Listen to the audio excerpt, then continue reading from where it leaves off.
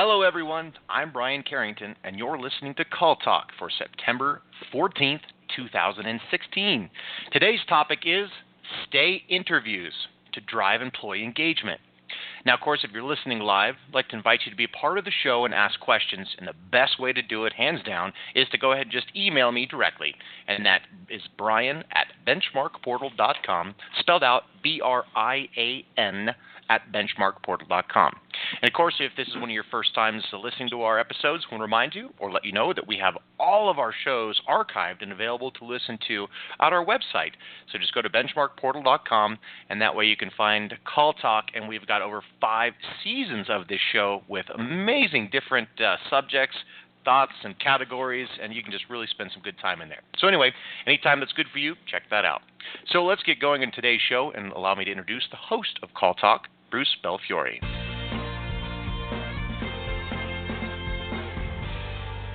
Well, thank you, Brian, and welcome back to Call Talk, everyone. Employee turnover is a major issue for many call center managers. We and others have researched the cost of turnover and helped individual centers compute their cost of turnover, which can run into thousands of dollars per employee. So it's really an important area that we wanted to talk about today, and particularly with regard to stay interviews, which are an important anti-turnover technique. And we brought an expert on the topic for you, Christopher Mulligan. Welcome to the show, Chris. Thanks for having me, Bruce. I'm excited to be here and share some best practices around stay interviews. Okay, great. We're really looking forward to hearing those. Now, some of our listeners may recall that Chris has been on Call Talk before with a very successful episode.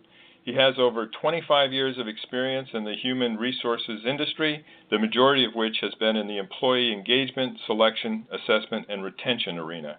Chris co-founded TalentKeepers in 2000, an organization dedicated to the issue of employee engagement and retention. TalentKeepers products have twice been recognized as top training products of the year by Human Resource Executive Magazine for their innovative and effective approach. Chris has worked with organizations around the world, including Accenture, AT&T, BMW, Coke, EDS, GE, and UPS, just to name a few you've probably heard of. Prior to co-founding TalentKeepers, Chris was the Vice President of Business Development for AlignMark, a division of Thomson Rueters, leading global e-information and solution company. Chris is a member of the American Psychological Society and associate member of the Society for Industrial and Organizational Psychology. He holds a bachelor's degree in psychology from the Florida State University and a master's in industrial organizational psychology from the University of Central Florida. And for full disclosure, BenchmarkPortal has recently partnered with TalentKeepers. But as always, this Call Talk broadcast will focus exclusively on issues and not products or services. So, Chris, everyone has heard of exit interviews, those sometimes awkward conversations HR or managers have with employees who decide to leave voluntarily. The exit interviews that are most useful and usually the most painful are the ones that result in those aha moments. You know, if only I had known what the employee was thinking, we might have been able to retain them, right? So the stay interview is a tool to avoid those, too late, I'm leaving moments, and do something proactive and positive that will make yours a better, more stable, and more sticky center. And we might define these stay interviews as scheduled conversations to see how the employee is doing and how engaged they're feeling.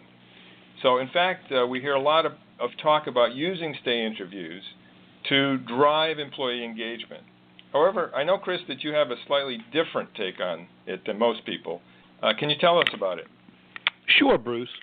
Based on our years of research and the experience we've had with clients in a variety of industries, we favor a more formalized stay interview methodology than most organizations use today.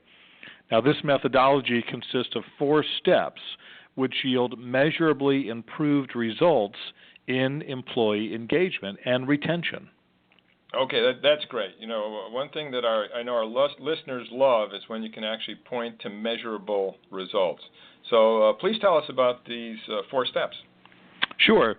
These 4 steps are a survey, leader training for leaders on how to conduct the stay interview, a one-on-one meeting that we call a handshake meeting, which is what most people think of as what you stay with a stay interview. We use the word handshake as a metaphor for a mutual commitment.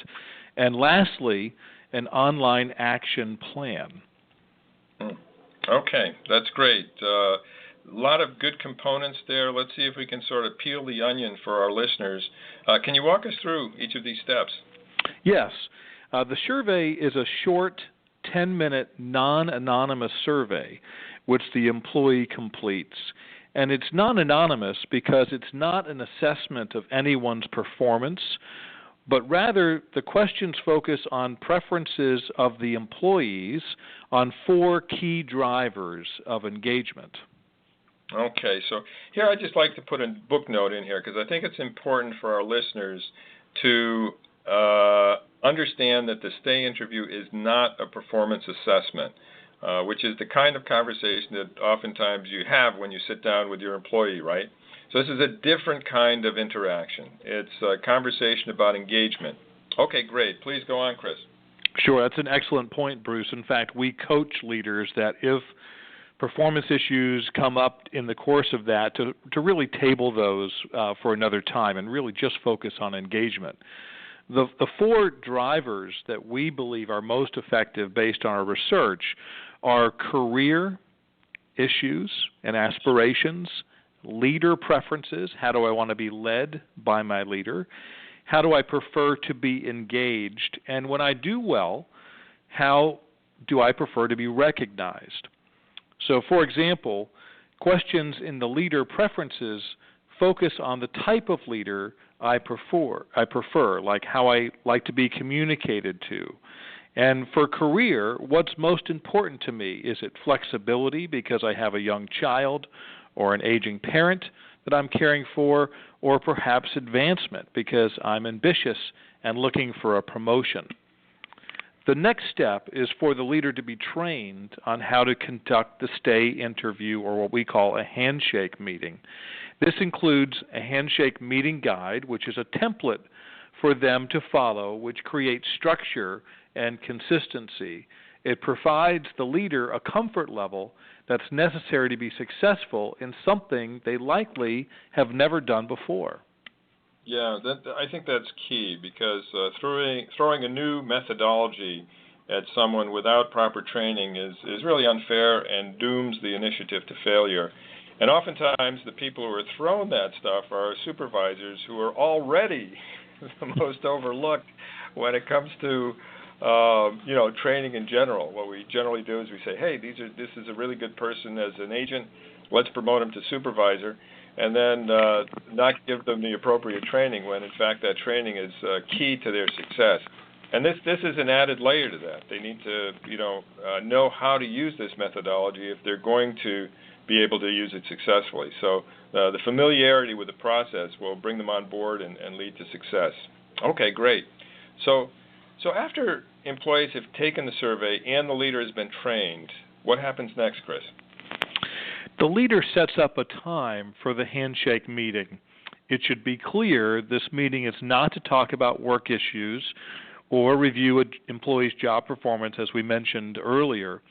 The meeting will focus on the survey results, which are a starting point for a conversation. For instance, the leader may ask, you said you're interested in career growth. Tell me what that looks like to you. In this meeting, the leader should be spending the majority of the time listening and taking notes while guiding the conversation through the handshake meeting guide.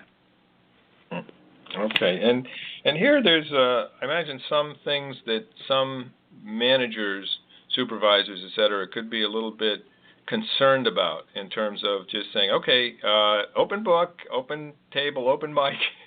You can tell me what it is that you're interested in, your interest for career growth, et cetera, et cetera.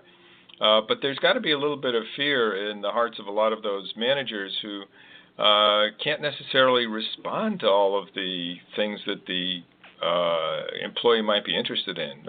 Tell us a little bit about that, Chris.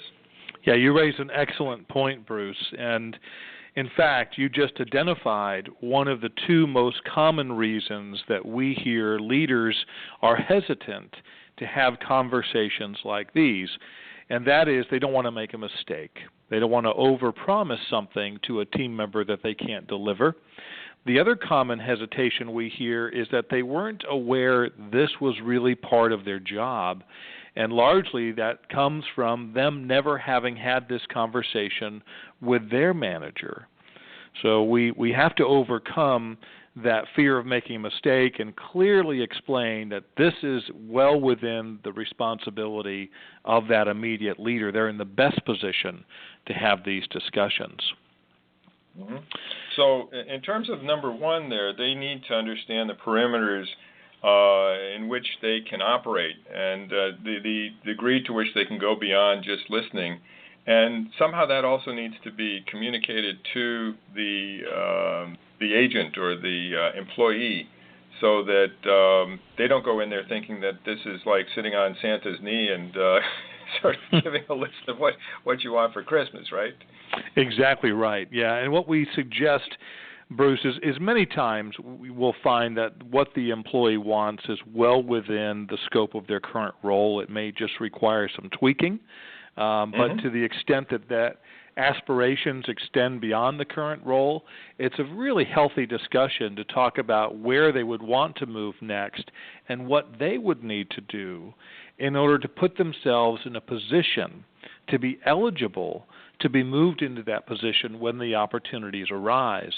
And here's, I think, a real valuable piece, because now we're communicating clearly to the employee that career growth is not the responsibility of the leader solely, but the employee plays a strong role in that as well, in the form of performance and skill development.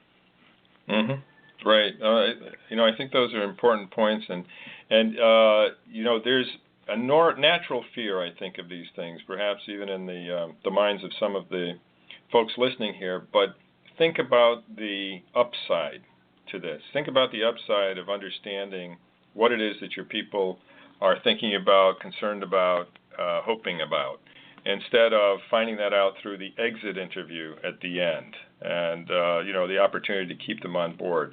So as long as the expectations are properly set and the people are properly trained, this could be something that's, in a sense, life-changing for the supervisors and the managers, because if you're able to retain your best talent instead of see them walk out the door, then that makes a big difference in terms of your workday as well. Yeah, it really does, Bruce. And that focus on the career growth aspect is something that has emerged as a very important area. Over the past 5 years, our research has shown that the number one reason employees are voluntarily leaving their jobs are career issues. And so if we're not having those discussions, as you say, we're likely to find out when it's too late in that exit survey. So this is really important to have a proactive discussion around those things. Right. Okay, great. And how about follow-up? Yeah, that's a great part. The part that many organizations struggle with is the follow-up. We call it online action planning. And this is where, following that meeting, the leader and the employee have an opportunity to document what they discussed. So the leader would document the way in which the employee defined a particular leader trait that they were interested in. So it might be communication, and in asking that employee how other leaders that they've worked with in the past have done a really good job at communication, the employee would have defined behaviorally that they prefer frequent feedback versus holding things up until a later time, and giving it to them straight. Don't sugarcoat feedback for me, so that leader can make those notes.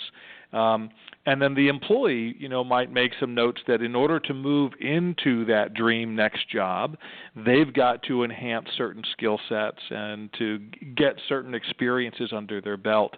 And that way, they both have, the leader and the employee, a reminder of that discussion.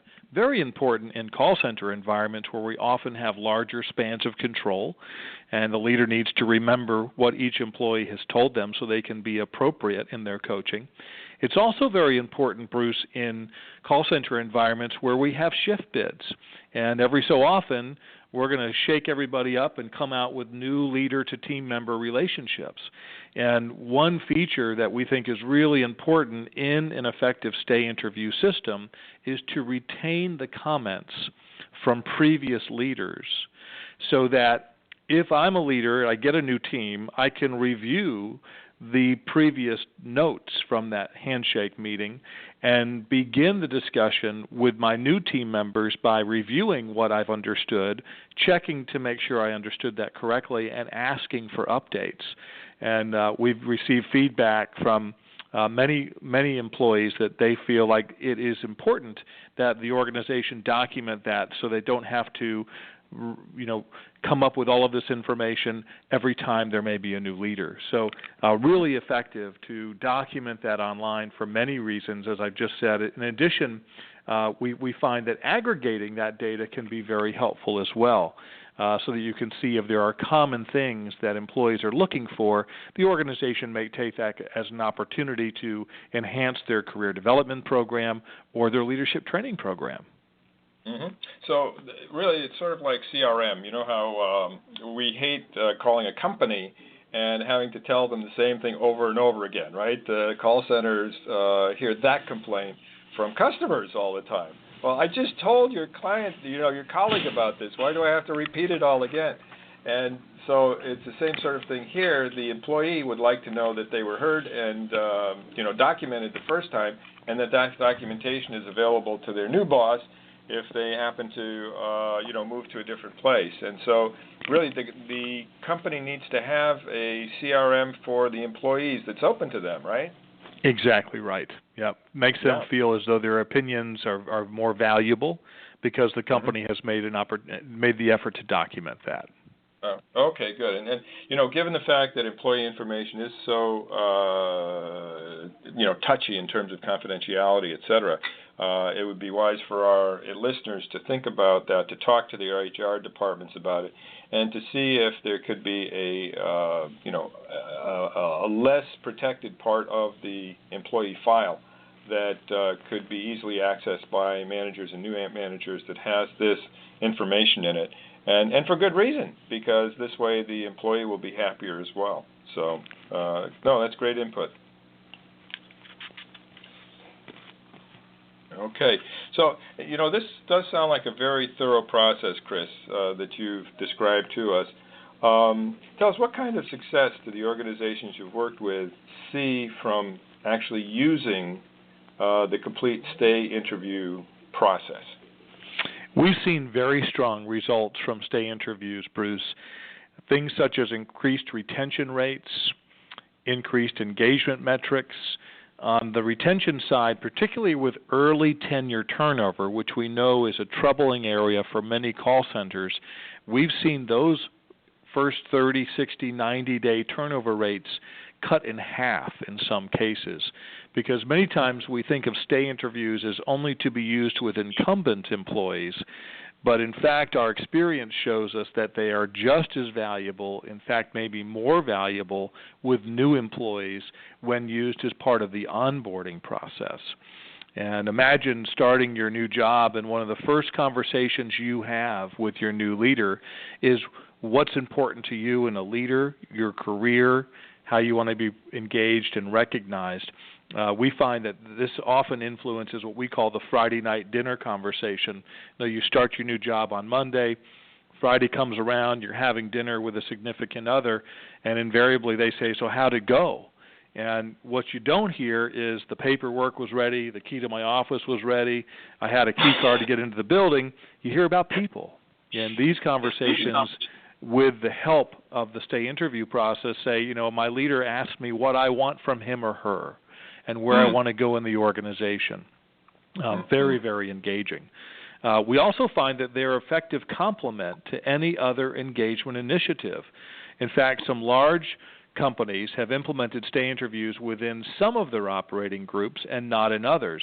And when engagement scores were compared across these groups, those groups that implemented the stay interviews had significantly higher engagement results. Mm-hmm. Interesting. You know, we did a study, I think you may have seen it a few years ago, called Agent Voices. And this was based on 5,000 surveys of contact center agents in North America. And a number of things came out of it. One is the importance of the relationship with the immediate boss, the supervisor. And so what you were just saying about the fact that Friday night conversation is not going to be about, you know, having the keys or the codes or all that kind of stuff. It's going to be about how they felt, right? How they felt about the people that they were working with, how they were made to feel. And if you're being asked by those people how you feel, then you're really going to be, you know, you're going to feel more appreciated, and you're going to feel like you're more valuable to the organization, which is definitely one of the things that came up on the negative side in the Agent Voices survey as well. The other thing is that, you know, you mentioned engagement metrics, Chris, and we love metrics at Benchmark Portal. Can you just tell us what engagement metrics you look at and what they mean? Sure. Yeah, we've identified 4 drivers of engagement that, if present, can really get that employee to give us that discretionary effort, which is such a common characteristic of an engaged employee. And they are a credible leader, that is someone who is competent in the work that they're doing, and they're knowledgeable of the work that the agent is doing. They treat that individual as an individual. They know what their aspirations are. I think the best definition of a credible leader is that they are their team members' advocate. They will go to bat for them. They'll defend them from unwarranted criticism. They'll put them in a position to be successful. The second driver is supportive coworkers. Winning people want to work on winning teams, right? And so if I'm working 110% and I hold these values, I want everyone else I'm working with to be working just as hard and have the same values. And that's a driver that emerged over the past 5 years, Bruce, in our research, as millennials, or sometimes called Generation Y employees, have emerged to today be the largest generation in the workplace. And so for that generation, supportive coworkers are very important. The third is job and career satisfaction. I like what I do. I'm doing what I feel I do well, and I see a path forward for whatever that looks like for me. And lastly, a high-performing organization. We want to work for an organization we're proud to be associated with, who that we think is doing good work, socially desirable work. Those are the 4 drivers of engagement that we typically use as measurements. There's another one that's emerged over the past 6 or 7 years, and that's the Employee Net Promoter Score. Many call centers are familiar with the Net Promoter Score. Would you recommend our company as a good place to do work to friends and family? Well, the Employee Net Promoter Score says, would you recommend our company as a good place to work to friends and family members? And so those are the metrics that we look at. We measure each one of those, and that's where we can see where the organization has strengths that they can leverage and where there may be some opportunity areas that if they were going to make an investment in engagement, they're likely to get the best return. Mm-hmm. Okay. Great input there, Chris. Thank you very much. We're starting to get toward the end of our period here, so what I'd like to do is to turn things over to Brian, because I know that he has some questions from the audience. So, Brian? Yeah, I sure do. Thanks. Maura just put an email in, and actually I think you sort of just answered it, Chris, but I wanted to give you the opportunity to wrap it up for Maura just in case. And she asked, you talked about measuring the employee engagement. How can you measure whether stay interviews really increase employee engagement? Is that kind of through the survey you just mentioned, or how else? Yeah, it can be through the survey, certainly. And, in the initial survey, you're collecting data on the employee's preferences. And because they're not anonymous, we have demographic data on these employees. And, for example, we can see that employees of a certain generation were looking for communication preferences, and then in related measures around how effective we are in communication as an organization, we can make sure that we're improving in those areas that we find are most important. So we can look at any one of those metrics over time to see whether or not that's improving. And the other thing, Brian, that we found is, more and more organizations today are linking engagement metrics to performance, and we advocate that for every client of ours because, at the end of the day, most organizations are in business to return a profit to their shareholders, and if we can show that an engaged employee is selling more, servicing better, that's going to return to the shareholder that value that the organization is obligated to provide. Yeah, if I could just add, too, that's a key area, and it's an area in which we in the benchmarking and the call center field are always trying to figure out how to monetize things for the senior managers, because that really will bring across to the value that is inherent in the customer contact function, which we all know is very high, but we have to sort of be able to demonstrate that. But it's also important for government sector and nonprofits as well to be able to make that connection. So if you're a listener here and you're in the government sector or nonprofit, the things that Chris was just talking about, I think, apply to you just as much. I would agree. Yeah. Fantastic. I've got two more. This one comes from Carrie, and I think I heard you answer it too, and it was sort of about managers you'd mentioned. But Carrie is asking, who should actually be doing the stay interviews? Great question, Carrie. Stay interviews are most successful when the immediate leader speaks with their employee. It's all about building that relationship of trust, plus the leader understanding their employees better. We suggest starting stay interviews from the top down. So in organizations we work with, senior leadership would complete the process with their direct reports, and then the process flows down into the organization. Yeah, really, there's nothing like being the subject of a stay interview to get a sense of what works and what doesn't, and really where it becomes part of the fabric of the organization, part of the communications of the organization to do this sort of thing. It's, I think, very, very valuable, very, very valuable. Okay, thanks. And I've got one more from Patrick, but before I wanted to ask on my own, do you find that it's difficult getting buy-in from the entire organization, or does the buy-in start from manager and then work up and then start from that process, or what's been the experience there? Yeah, great question, Brian. I think the buy-in comes from the ground up in this environment. Everyone likes to be asked what's working and what's not. Everyone likes to be treated like an individual. And we know that career growth is top of mind for many, many individuals. So a formalized discussion around that where there's documentation of what was discussed and commitment to act in certain areas gives people a sense that this is really important. And it's probably the one solution of the many that we offer that gets the most positive feedback from employees and leaders alike. Employees tell us routinely that they now believe their leader is well acquainted with what's important to them, and they feel comfortable that their leader is going to act on what has been shared. And leaders routinely come out of these discussions with an increased appreciation of the diversity on their team, and not the diversity we traditionally think about around age or ethnicity, but rather about needs and wants and preferences. And that enables them to really be a more effective leader for each and every team member. Interesting. Okay, thank you. And then Patrick follows up with a question on how often should we be doing the stay interviews?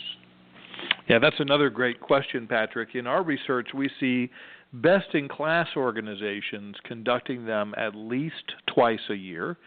In fact, in our 2016 survey, Workplace America, where we had over 880 organizations participate, 44% were conducting these sorts of interviews quarterly, and 26% of organizations were holding them monthly. Now, these were best-in-class organizations, and that's usually about 10% of the total population who participate in that research. And they are very different in this area than the rest of the organizations where we saw, these were happening maybe yearly. I believe 19% of everyone else in the non-best-in-class category never conducted them. So frequency of these communications and these discussions is a distinguishing characteristic between best-in-class organizations and everybody else. One of the things I might mention is that there are a lot of organizations, I'm sure, in which the managers say, well, I talk to my people all the time. We're always talking about business. We're always talking about clients. We're always talking about et cetera, et cetera. And that's not always the same thing as having the focus of the stay interview concept.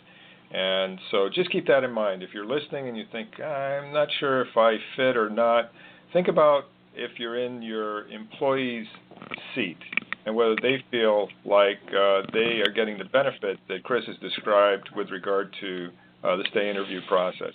So, okay, I think we're at the end of our half hour right now. Brian, that's it for the questions. Is that correct? That's it. You got it. Okay, well, great.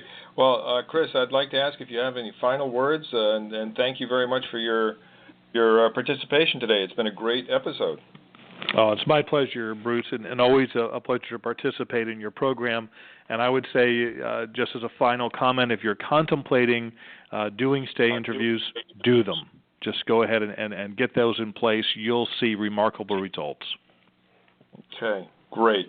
Thank you very much. So over to you, Brian. All right.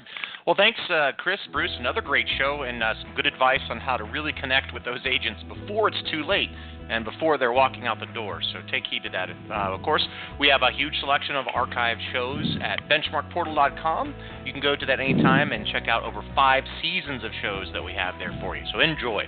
So from all of us at Benchmark Portal, keep those headsets steady and your fingers ready. This is Brian Carrington signing out. Have a great day.